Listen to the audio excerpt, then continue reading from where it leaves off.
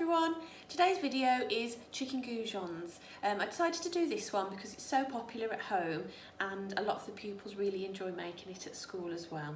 It's a really simple recipe. You need an egg, some chicken pieces, preferably the breast, and some breadcrumbs. I add some spices into mine. I have oregano, smoked paprika and onion salt, but you could experiment. You can do it without any spices if you want to, or Parmesan cheese is quite nice mixed in with the breadcrumbs.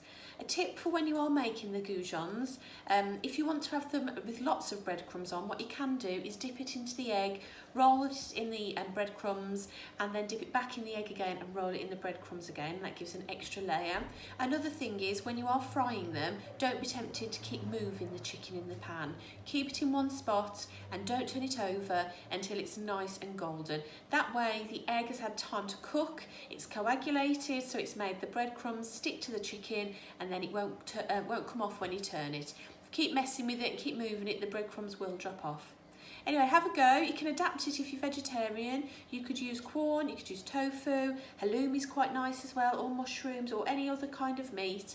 And send me some pictures once you've had a go, please. I love seeing what you've been making. Take care, see you soon. Bye.